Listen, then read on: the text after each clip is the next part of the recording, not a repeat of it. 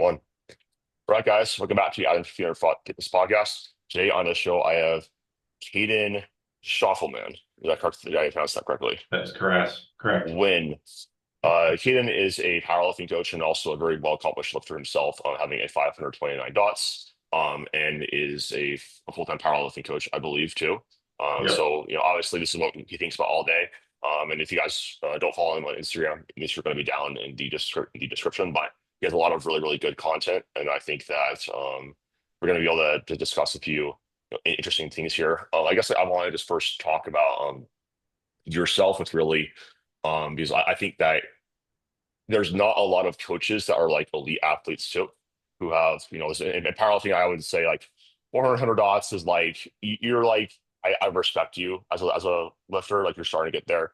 450, I'm like, hey, you're legit strong. And then 500 dots is like, you're an elite powerlifter. And then anything above that is just like, you're, that top 1% or less. So, what did that really look like to you across your lifting career? I pulled your open powerlifting, and it looks like, when you were a junior, you had a pretty meteoric rise, in the 181 class. So I wanted to just ask you, like, what do you think was your big promise in your Instagram bio too was like helping men blow past, 400 dots to like 500. What do you think has been like having like the biggest things for you as an athlete, to get to that point? Yeah.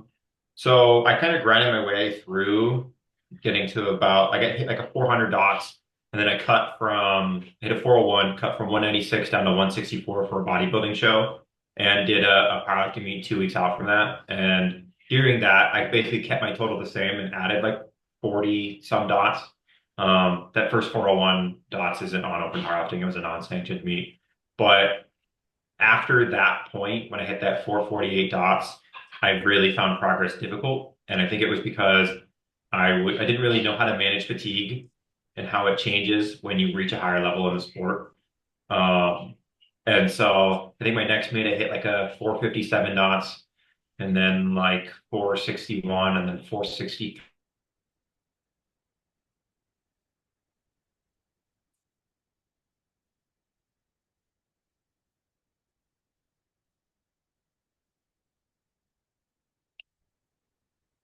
helped my strength finally started showing up consistently at the end of my block and then just kept stacking win after win. Um, and refined my technique some as well. Really worked a lot on my deadlift start position. Worked on not shooting back into my hips so much when I was squatting, and so that led to a lot of payoff from that as well. Um, and so I would say those two things, the better fatigue management and the technique improvements, led to that massive explosion in my dots. I went from 463 to 529 in 6 months while switching from wraps to sleeves. Wow. And then 9 weeks after that, I switched from USPA to USAPL and bumped up a weight class. And I think I hit 517 dots in the USAPL. And then I ended up getting sleep apnea, which kind of derailed a ton of my progress. Had to get my tonsils removed to fix that. And now my dots have been back on the come up again. Yeah, I think that first off, like it's always interesting seeing like what really allows lifters to, see that later progress. And I would fully agree with you that I think most of the time it's understanding how the program needs to change to accommodate fatigue when you get stronger, especially when it's relative to your genetic potential, getting higher at certain body weights. Because I do think that everyone has certain different potentials at each body weight. Like when you moved up to a weight class, like your DOS was temporary, a little bit less, but like long term, like we're talking, probably like, 20-point improvement for a minimum. Like I found that every like 5 pounds of like size that I add on, I've been able to add like 25 points to my DOT score, which has been, pretty interesting to see. But I think that in regards to like fatigue management and programming, like regardless of how much you are eating, or whatever, like if your fatigue management sucks, um, you're not going to make progress. And that includes like things outside of the gym, and also like, your general programming strategy. And I would argue the most important thing for lifters is that there's only so much you can get away with, as far as not optimizing your lifestyle for progress. And once you get to those higher levels of strength, your body becomes that much more transparent and more affected by the external variables. And I've had lots of conversations with my athletes. I'm like, hey, like you got to this point. not dialing in everything. And now we're kind of reaching this tipping point where you have to ask yourself, am I willing to change this outside of the gym to really make progress? Because there's only so much program troubleshooting that we can do as coaches to help facilitate progress. But if you just don't have a lifestyle that's really geared towards making progress, like you're just not going to really achieve your genetic potential long term. Yeah, I think if you're sleeping, like at least 7 hours, you're eating like at least zero point 0.8 grams of protein per pound of body weight, and you're not in a deficit and you're not drinking a bunch of alcohol. I actually think a lot of the improvements after that lead to marginal gains.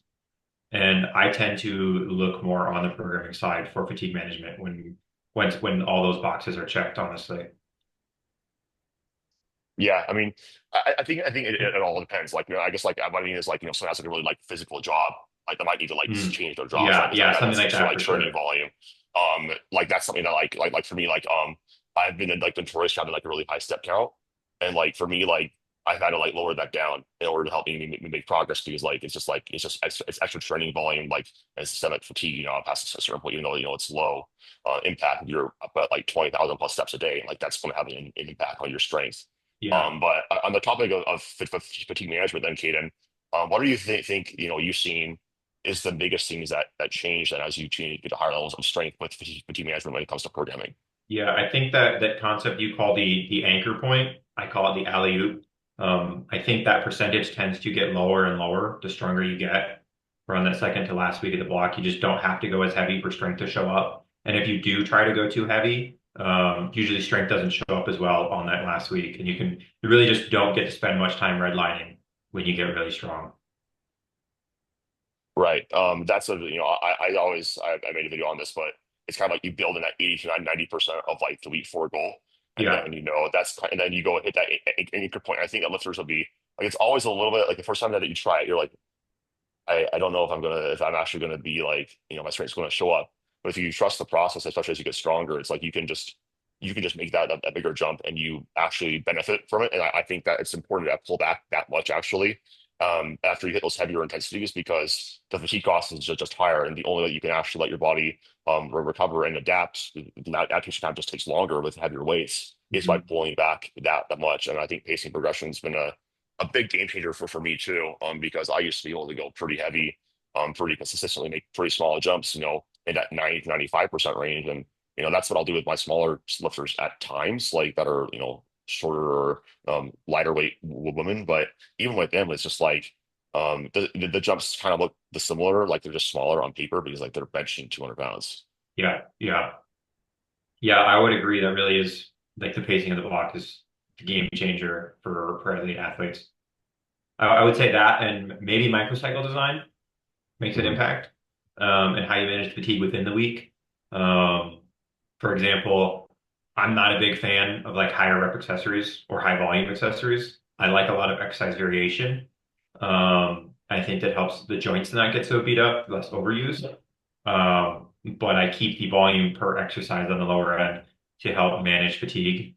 Um, and I think another thing that I've started to lean towards with more and more advanced athletes is actually pushing less for hypertrophy out of the accessories and pushing more for other adaptations like mobility, for example, like an adductor machine to open up the hips and for like the external rotation and a split squat for the internal rotation. So that way, when we actually are squatting, our squat shows up and then the squat starts driving up and hopefully the squat drives some hypertrophy. I think that's especially important because one of the long-term features of powerlifting is just you get like more joint connective to tissue tendon stiffness. And like for myself, it's kind of like I have really bad external rotation at my left shoulder, and that's why like I have lots of issues with my pec.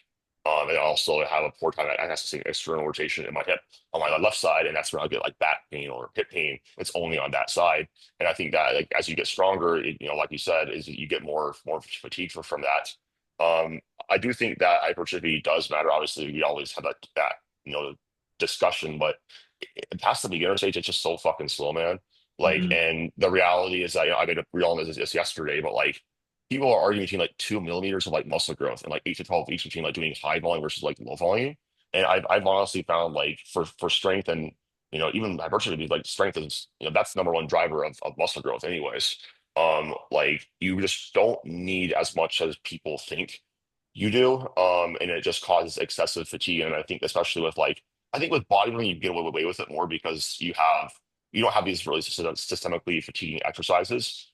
But like with like a bench press, it's just like that needs the most amount of volume, and so the actual slots you can do of like accessory work when it's already so much, it's like you might not have much. You might have reached a point where all you can really do is like one day of very minimal accessories to actually drive your bench strength up.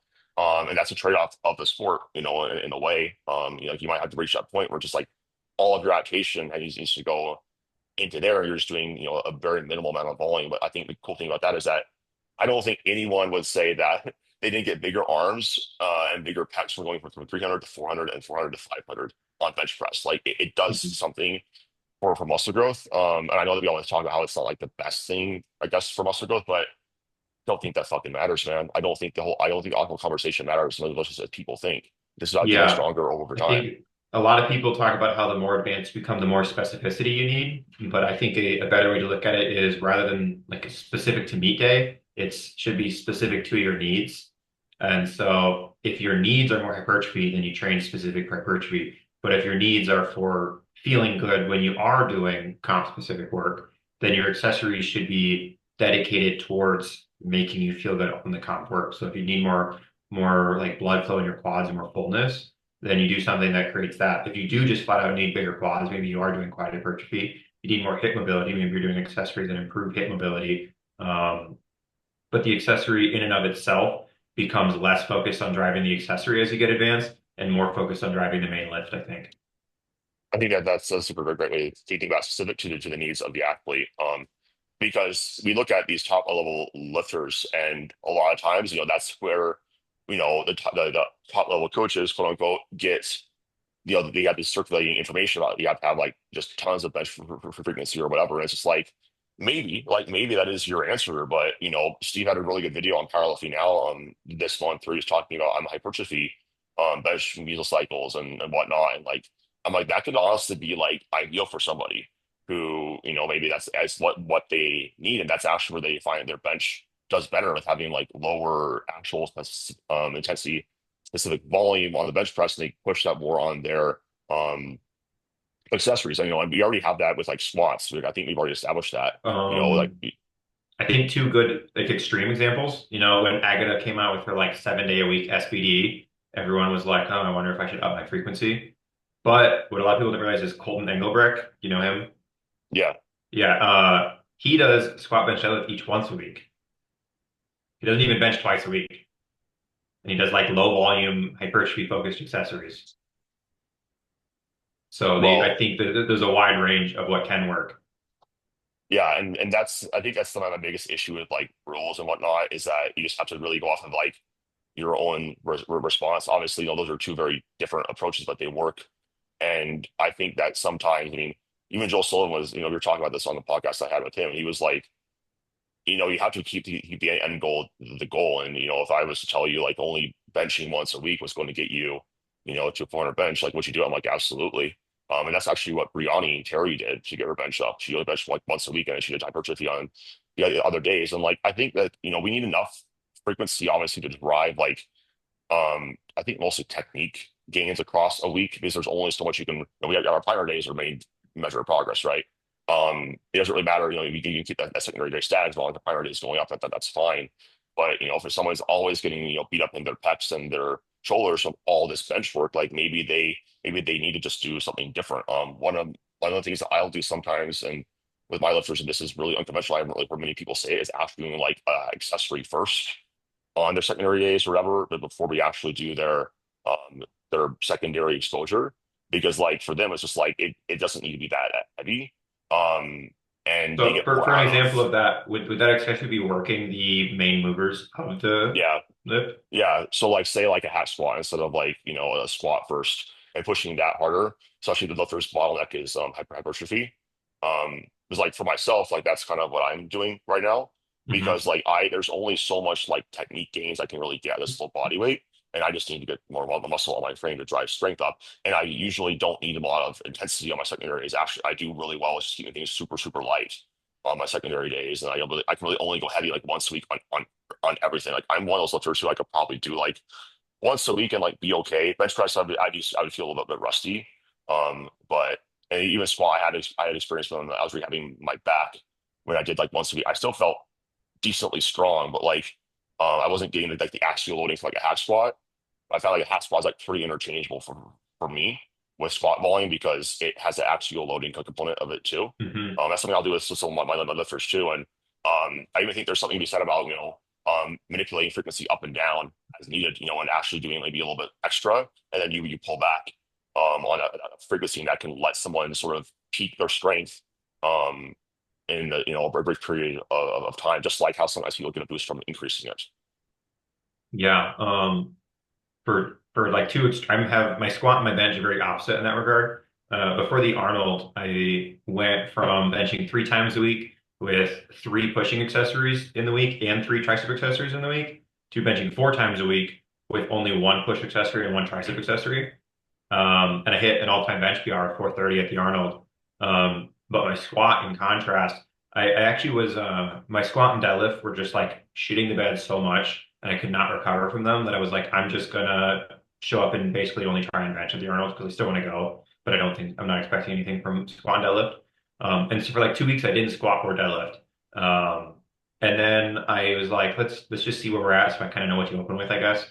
And I hit a 419 squat, and then the next squat day, I hit 562, and it was my second squat session in like 3 weeks. And 562 was the same as my heaviest squat from last prep as well, and it moved even better. Um, so it kind of showed for me that my suspicion of not needing much squat intensity or frequency was right, as long as my hips are loose enough to hit depth comfortably. So a big driver for me if squat's feeling good is getting my step count in. If my step count is too low, my hips just really struggle to hit depth and I lose a lot of tightness in the hole.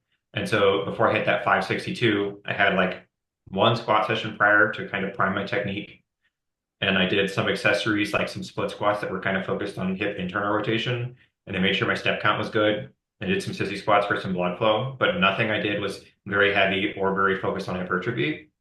And because I was loose enough going into that 562 squat, it felt good. And so I could probably get away with once a week squat just fine, as long as I got enough blood flow in my quads a session prior and I kept my hips loose. Basically, like you would do like say like those split squats for, like a secondary day, just to like potentiate like you feeling good close to the squat session. Yeah. So another thing I found for myself was when I had a couple sessions where I would skip my hack squats on my secondary day and going into the primary, I just felt like I couldn't use my quads. So another thing that I personally need for my squat to show up is enough quad volume on the session Hmm. prior, but it doesn't have to be that intense. I just need the blood flow. So I could probably do like a couple sets of hard leg extensions and a couple sets of split squats. Um, and then like the day of my squat session, get enough step count in, and my hips would feel good, and squat would fly once a week. Yeah, I mean, this kind of ties into a concept that like Don and Klein and I had talked about, with, like front-loaded microcycles, and it's kind of like the whole like concept of you do like most of your volume on that primary day, for the week, and then everything that you do just in later on the week is just to make sure that you don't detrain, and Hmm. that you feel good going into the session. And I think also for lifters that get stronger, I think you look at their microcycles and they look a lot more like that, where it's a lot more clustered around one day. And everything else is just it's just bare minimum. Just make sure that they feel good. They don't detrain going into that session. And usually it gets less and less and less because you can get that much more fatigue and you're better at coordinating your muscles and recruiting them on that primary day. And like to be frank, like that's my preferred way to train anyways, man. Like I come from a bodybuilding background. And if you tell me, hey man, go kill yourself on like one primary day, and then you just do like a little bit of extra stuff. They say like, 3 to 4 sets on a secondary day. And then do some like hypertrophy work, just make you feel good. So I'm a very muscular focused lifter. So a lot of things I do are to make my musculature feel primed. I feel the absolute best. And I found that if I really focus too much on the neurological aspect of things, I just feel burnt out, like really, really burnt out. I need a long time to recover. The only lift that's an exception to that is my deadlift, because I've had a lot of success pushing like two heavier singles in the opposite stance. So if I'm, 1 day conventional one day sumo, and I can go like pretty heavy on that, and my deadlift actually seems to thrive off of that. And I think with your constant variation, I think that's just important too. With you know, a lot of overuse injuries are happening in powerlifting because we're constantly same structure over and over and over again. Mhm. And I think that like for someone who constantly gets like aches or pains in a certain area, it's just because they're just doing that same movement pattern over and over again, and that's going to limit their output because they're in pain. Yeah, I'm really big on how can we drive like an acceptable rate of progress with as little specificity as possible because it allows for less aches and pains.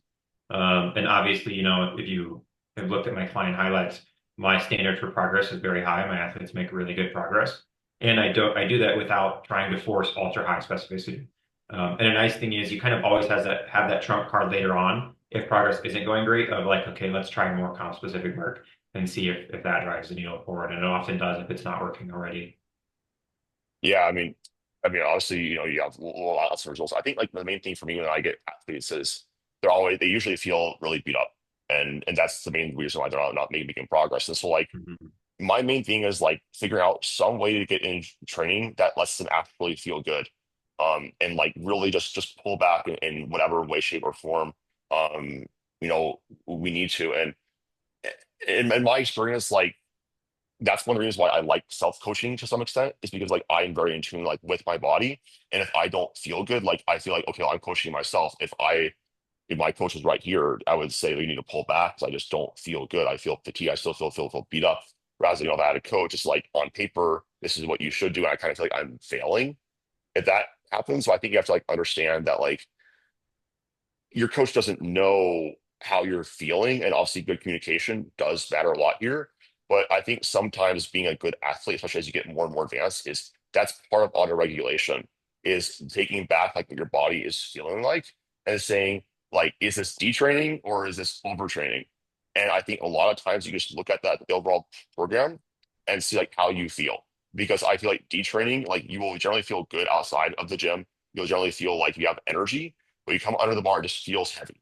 And then overtraining, everyone knows what that feels like. It's just like you just feel beat up all the time, and your strength is it kind of just slowly goes down. It's not like you just tank all of a sudden, but it just kind of just slowly goes down like this. Then all of a sudden you Mhm. find yourself into this hole. You're like non-functionally overreached, and like those people can take like even like 2 or 3 months to like get out of that hole, which is kind of crazy to think about. But I think it's important to be able to be okay with like pulling back, and especially as you just keep getting stronger, because you probably don't need as much as you need. And it doesn't really matter what anyone else is doing, because if you're not responding the way that you want to, um, you're just not going to feel good. And I guess like my question with that too, with you, going off of that is with like bench frequency. I think that's like the main thing that we know that bench generally needs more workload, but like for somebody who is constantly kind of feeling like beat up in their shoulders or their triceps, and they always feel like it's like the actual movement pattern that's actually like fatigued,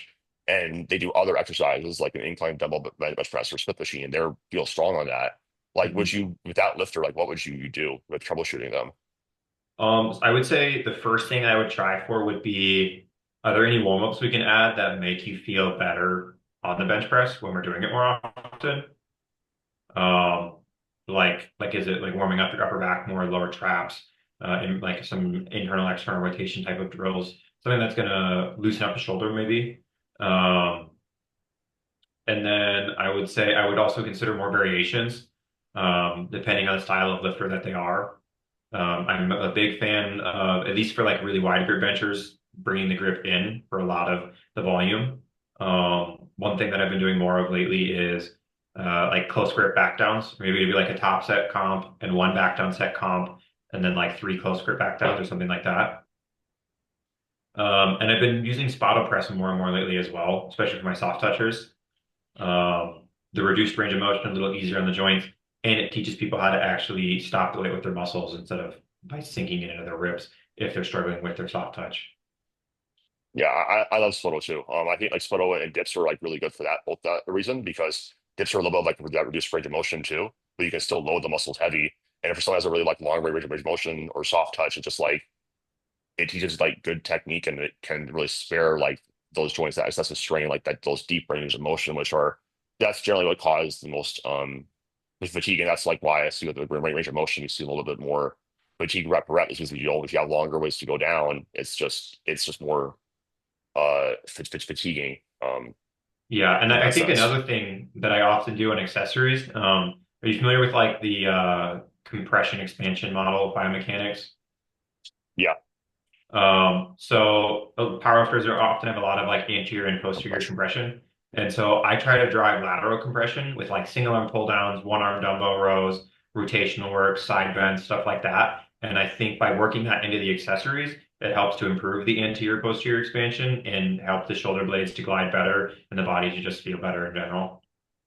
Yeah, I love single arm. I try to push downs, overhead extensions. And like I think that in some sense, like even doing like single arm like pressing, like a Z press or something like that can be really helpful as like a warm up, especially. Yeah.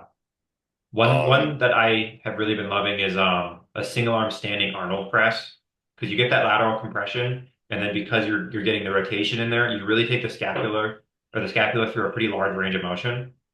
And I've been having a lot of success with athletes running that and their shoulders feeling healthier. weirdly enough too, man. Like I know that a lot of people don't like stage bar squat, but I found that like that's actually really helpful for a lot of lifters too. Because like they have to like rotate back more than they would on like an actual squat, and that kind of like rotation can actually help like relieve like their hips and like just offload certain joints. Mhm. It sounds like in your model of coaching that you just include a lot of different variation in like your movement patterns in general. Yeah. Yeah, I would say that's yeah, especially on the accessories. My goal on accessories is whatever buckets of movement positions your comp work is driving a lot of, I'm trying to fill the buckets that those lifts aren't covering. Hmm. So like Yeah. upward rotation of the scapula is very lacking in the bench press. And if you're somebody who's like a very hinge dominant squatter and hinge dominant deadlifter, I'm probably going to give you a lot of squatty squat patterns on your accessories to drive that sort of adaptation that isn't being hit with the main lifts. And by exposing you to a wide range of positions, instead of just like, there's some people who have the philosophy of like, okay, I'm a really hinge dominant squatter and hinge dominant deadlifter. So let me do more hinge dominant accessories to keep building up that pattern. I don't think that's what you need to do because I think the squat and the deadlift are already driving that adaptation. You need to expose yourself to the opposite so you don't get overuse issues. 100%. I think a lot of those lifters who are more hingy, and I'm one of them. If I'm doing lots of belt squats, say after it, I just feel like I'm just getting tons of hip pain. As my hips are already being used so much, I had to kind of do ab squat. It's funny that I was also experimenting with like adductor work, and that actually doesn't work well for me. Like I get too taxed. From I'm like adductors, yeah, like I was really only doing 2 sets a week, man. I was just constantly sore. Mhm. Like, and it just really and it interfered with my ability, like the depth is like. I find a lot of times technique like issues like for me, if I'm having a hard time pausing on bench press, I'm sore. If I'm a hard time hitting depth on squat, it's because I'm sore or something like that. Like I can't access that range of motion because my body's inhibiting me. Yeah. Um, and that's why again, like it comes back to like for me, like it's funny that you really if you're talking about the whole movement variability thing because like in rehab, that's kind of everything that we kind of talk about.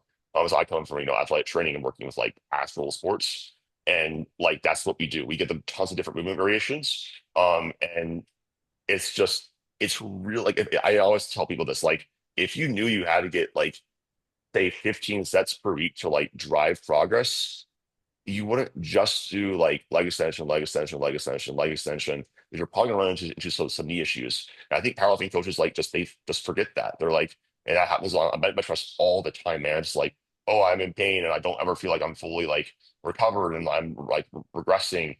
Um, and that's when it's like, well, maybe if you just change what you were doing as far as and change, you kept the volume the exact same, that would open up your recovery windows. Maybe that is actually is an appropriate amount of volume for you, but you're just not choosing the right exercises for yourself. And I think in a sense, that's what I like about bodybuilding is that it really opens up your eyes to like understanding, oh, this is like I can actually recover better and I feel better. There's a lot of people will say I feel better. And it's just like, well, maybe that's what you do on your secondary day. Maybe just do a very light, one set, just get that technique. And I love ascending sets for that reason. Mhm. Lower average in intensity. You get a little bit more warm up sets, and like and then you just push accessories. I think that's a great way to incorporate accessory work into someone's program too, is by having one of those days that's just very minimal. Yeah. I'm also really big on the secondary day, choosing a variation that forces you to improve the bad technique habits you have on the primary day. So like, we were talking about the safety bar squat. A lot of athletes that tend to arch their back when they squat. I use a safety bar squat to just force them into a more neutral brace. And then they show up on their primary day. And instead of having practiced a bad habit twice in the week, they were able to practice a good habit. The primary day, they're more likely to have a more neutral brace when they're squatting. Right? That's a big part about about I guess technique acquisition is when queuing doesn't work is like I don't really like queuing as a coach. Like I tell them like I'll usually only use internal cues, like feel the balls of your feet instead of like mid-foot pressure. Someone knows what the fuck that feels like. Yeah. But then it kind of does. Honestly, man, like there's only so much you can think about, and you have to choose movements that like force you, like you said, into that position. And I think finding that is I think Nori's video on powerlifting now was great about variations. Like, is it just something that we just have in there, or is it like a mainstay? And it depends on, well, does this lifter feel better with it? Like, I Yeah, didn't, I I didn't just first, I just but peaked an athlete for comp, hit like 182-pound total PR in 4 months. And we were running Xerxes squats into the comp on his secondary day. I And love it, his man. squat was literally like a 60-pound meet PR or something like that. Yeah, I mean, and I think that hearing you talk about all these different things and troubleshooting, I think that's like the mark of like a good coach because I found that with some coaches they have like their own system, and like if you don't fit like into that system like a square peg, like there's not much they can really do for you. And just understanding that like you have to be willing to try like different things. Like one of my clients, like usually I keep like rep range is very static, and with like going into the anchor percentage. My one client, like we do like 80% for like a set of four of the goal. Week one, week two, we go up to 90% for a set of three, and then we go up to like a single for like a one rep on his week three, and he shows up strong every single time. And Mm. the only way the reason I came up with that is because like I just noticed if I keep you in one rep range for the entire block, he kind of fizzles. And if you have different variations in that, like, and we hit the same anchor percentage, but it's like, our rep range, like, he just feels better for that reason. It's just something he can like recover from better. And I think it's because of the technique with like singles, like not really like being as good. Like if he does it like over and over and over again, maybe he just it misgrooves or he just needs that volume to go into his last week of training. But I think it's important as coaches to just understand your job is to make your clients stronger, not fit them into your system. And if they're not making progress, you have to just ask yourself, well, is like what's the actual problem here? It's probably you in that case. Because I think a lot Yeah, of times like people that are paying for coaching, they're powerlifting coaching, they love training and they're probably training hard being consistent. It's probably not them that's the issue. It's probably the you. yeah. I think good coaching starts with having a good training system. If you have no system, you don't even know where to start. You're just throwing shit at the wall and seeing what sticks. But I think in terms of being able to even adjust the program, that is most coaches' approach of throw shit at the wall and see what sticks. They don't have an actual system of knowing how to take in feedback and use that to adjust the program to the athlete's needs. And I think that is one thing that really differentiates the inexperienced coaches from the experienced coaches. I agree. Well, let's talk about um I guess like microcycle design for well leveraged lifts versus poorly leveraged lifts. And we kind of talk about this a little bit with like the whole front loading thing. But what were the main things that you would find in microcycle design for well leveraged versus poorly leveraged? I mean, I can say a few things off the bat. Usually, better leveraged lifts are going to be able to handle a little bit more intensity, potentially some more free frequency in that. It's not always that. It's not just intensity offsets that.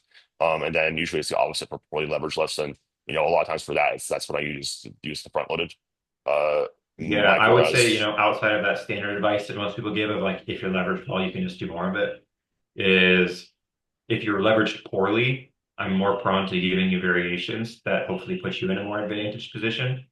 For example, if you are a really bent over squatter with long limbs, I'm probably going to give you like a high bar, help you be a little bit more upright. I find that helps lifters to be able to tolerate more volume better. Um, and then there's certain variations that I won't give. Like if you get really bent over when you squat, I'm probably, I might give you pause squats for lower rep work, but I'm probably not going to give you like high rep pauses because you're just doing so much work per rep and so much time under tension that adding to that with pauses every single rep is probably just going to be a shit show. Similar thing on bench. I'll use long pauses, maybe for like that, even like an entire set of like 6 or 7 or something for a really well leveraged bencher. But if you have like a super long range of motion, it's probably going to be like 3 reps or less if we're doing long pause work. So I Mhm. use variation strategically based on if you're well leveraged or not as well. Mhm. Yeah, Um, usually more basically for people that are poorly leveraged, you give them more of that self-limiting or variation or something that's trying to force them in that position. Whereas someone who is better leveraged, you just give them more of that specificity they can act, as long as their technique is pretty good. yeah, as long as technique is good. And then also people who are well leveraged will often give a variation that just increases the amount of work associated with the exercise. So like if they pull conventional, maybe I'll give them a deficit. And if they have like a really short range of motion on bench, maybe I'll give them like a close grip or medium grip just to increase the work done per rep. So Mhm. basically I'm trying to get everyone's work per rep or per set closer to the average is essentially what I'm doing. How do you track that then? I don't really have a precise way of tracking it. It's kind of intuitive of like I look at this person and I can see like they've got a big arch and a really wide grip and a small range of motion. And I know that's the below average range of motion. So I'm gonna give them a closer grip and that range of motion is closer to average. Mhm. I don't have like a specified like this is the average bench range of motion and I'm trying to get everyone as close to this as Right. possible type of thing. Sure. Yeah, no, I mean, I didn't mean that, obviously. Like, please get a protractor and a tape measure Yeah, for your yeah, session. yeah. And I can calculate your work done per rep. Yeah, this is funny. I think I think that's honestly like a great way to think about it. Just like, let's get the technique dialed in for the primary with everything else that we're doing, and then, I guess as far as like intensity then with like the microcycle for like someone who's really well leveraged versus worse leveraged. I mean, I know my bias in general like is going to be usually people that are worse leveraged. They just can't need, they don't need and can't recover from the same amount of intensity. So I Mhm. might just focus on, higher up, lower intensity. I'm still trying to like find like some, and because in my opinion, if we're going to do a lift again in the week, like we should have some level of intensity, or else it's probably a little bit of junk volume in some sense. And we could have just done something that, they could recover from better. Yeah, I would say I personally don't mess with intensity that much based exclusively off of levers. I mostly adjust the intensity variable based on the athlete feedback. I kind of start them in like my base system of how I tend to run intensity. And then if they're reporting over or under recovery, I adjust based on that. I find that to be, I think it just varies so much from lifter to lifter if they can handle like high intensity twice or 3 times a week or whatever or not that it's not really that valuable to have extra knowledge on the starting point because you're almost always going to have to adjust it anyways. Mm-hmm. What are Uh, some things then that you look at, maybe that be a sign that someone needs more intensity across the micro? I mean, a big one is like the weight just feels heavy on the primary is probably a sign that they need to touch a heavier load on the secondary session. Um, and then another one that I like, a bench, I usually default to 2 heavy exposures a week. Um, and then I would say on all 3 lifts, I'm defaulting to 2 hard exposures a week. Bench, I'm usually even doing 3 hard exposures a week. So like if we're describing intensity in terms of relative intensity rather than absolute. But yeah, the biggest one is if the weight feels heavy on their back and their hands or off the floor, then I'm usually going to try and increase the intensity, usually starting with the top set and not all of the sets on the secondary day or the session prior. Mhm. Yeah, I think that something else with that is like when you are incorporating more intensity in general, I do think that, at least in my system, I try to get my lifters to heavier-ish sets per week. I think the polarity and like what rep ranges that you are using actually is a big deal there, because some lifters they need to touch like a similar rep range to like Mhm. feel good. I'm not that type of person on anything except for deadlift. If I touch like two singles on bench press, my fatigue is kind of inconsistent, even if it's like the one day is like lighter. If I touch like the exact same like rep range, if it's too close to like my squat in particular, I just kind of burn out. Like I do very well with like that traditional DUP setup where like, you know, 6 to 8 reps on secondary day and 1 to 5 on primary. That's kind of what I default to. And that's what I will usually use for a lot of my clients, except for if someone does say, hey, I just feels heavy, even if you don't have like a heavier top set. like in that higher rep range, then I will just say, okay, we probably need another priming set, 3 to 5 reps or something like that on the secondary day. But that's not always the case. I think the biggest thing I will find that if it's too much is just you'll start noticing that yes, they feel like they're not as strong, but there's a lot of joint and connective tissue issues with Mhm. that. And in particular with like the tendons. I find like joint pain is like more of a volume thing, especially if there's a lot of inflammation associated with it. But like if you don't Yeah. feel inflamed, you'll just feel pain in that area. That's just too much intensity. Yeah, I think I that's would the biggest agree. difference is if there's inflammation present or not. Yeah, when I started working with Sean, he gave me Sean Noriega Hmm. gave me a pause squat single on my secondary as well. And I was used to just doing like a heavy top set in the primary day, like back down five, sixes or whatever. And then my secondary day was like a high bar for sets of like 5 to 7. And that intensity like very quickly left my knees feeling really beat up. And I think, like I said, I default to one heavy exposure a week on squat and deadlift. And then I will add in the second, make it heavier and heavier as needed. And I think that goes back to my philosophy earlier where I said I like to progress people on as little specificity as I can because I think it leaves the body less beat up. And so I usually wait to add in a second heavy exposure if it seems needed. But if it's not needed, then I prefer to just keep running more of a moderate rep range. My secondary Hmm. typically ranges from 4 to 7 reps for most people. Hmm. Do you ever include like ultra high reps, like I would say anything above like sets of 8 on compound lifts? No, I wouldn't. I don't Yeah. really do those anymore. I've had some experience with it where like so when I first started working with like Joe, like and we're still doing this now, I was doing like sets of 10 for my priming session. Actually, my bench press was like working fine.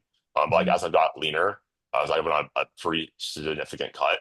It's kind of just like anything above like sets of like 7. I found it's kind of just like you hit like this wall, and I think it's because like you're starting to hit this different energy system that's just so non-specific to like the Mhm. sport, and then like that just it just started like overly fatiguing me, and I realized like if I just do like a 3 by 7 photo, I'd feel way better.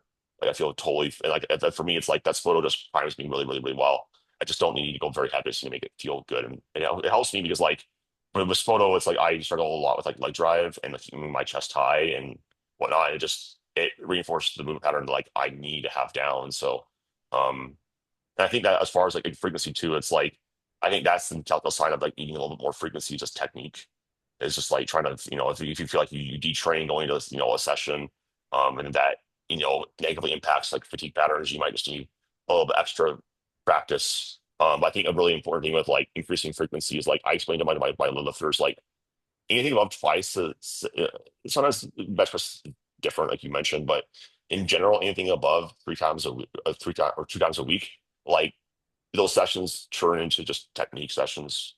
And it's Yeah. just like varying, and it's just varying the rep range, but keeping things honestly like RPE 3 to 6, Yeah. I depending think on the honestly, lift. right now, between me and my assistant coach, we've got like 70 athletes.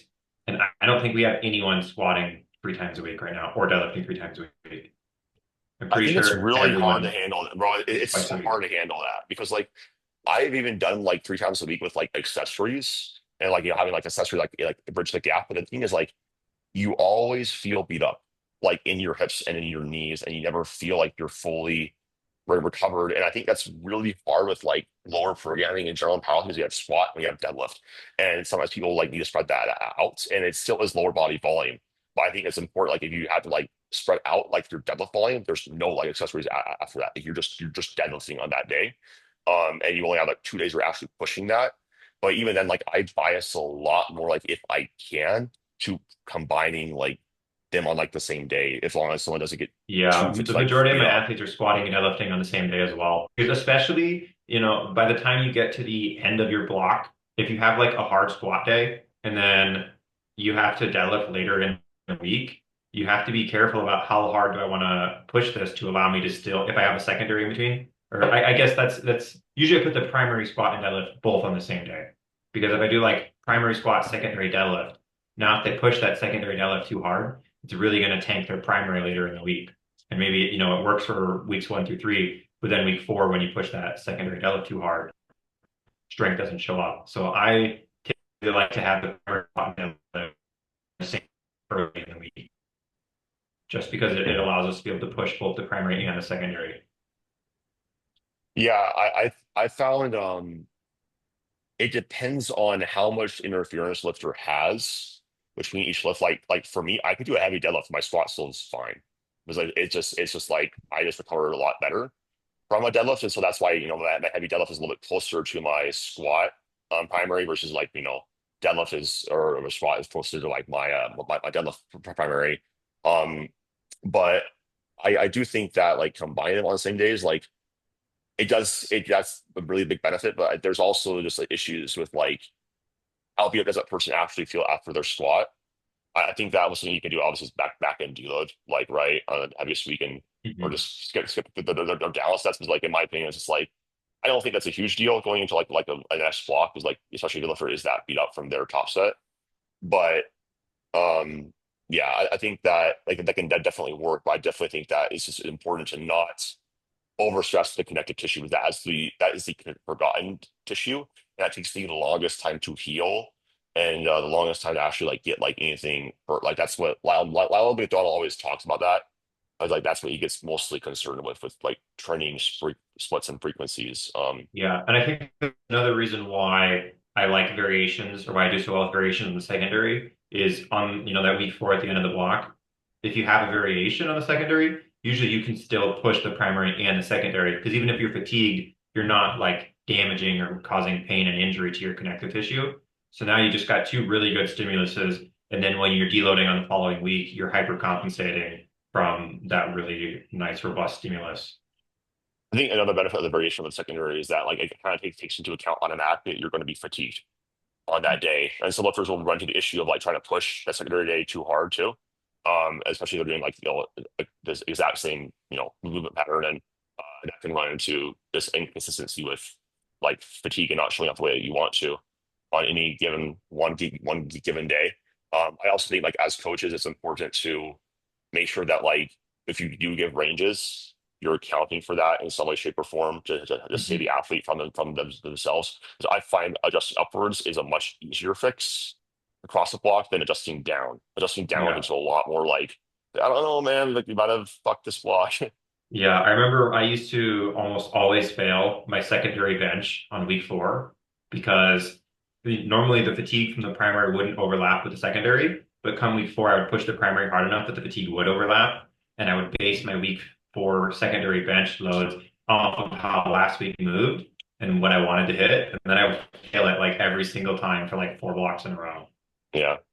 And that does have like an impact, like not only on like your physiology, like psychology. Like I think it's important to like have like the training feeling good. And I think that's one of the main benefits of like submaximal approaches that Dave Wilson had a great video on this. Like where he's talking about like if everything you does feels grindy and it feels hard, it's mentally exhausting to like have to do that Mhm. over and over and over and over again. And with submaximal work, it's just as long as you're producing that, maximal force into the bar, you're probably getting most of the benefits. Um, so yeah, that's a big part. I Yeah. also think as coaches too, like if lifter, like even if they are strong, if they are feeling bad, it's important to pay attention to that. That's like the first sign that you're dipping into like fatigue depth, because that performance is Mhm. actually and the performance starts to tank.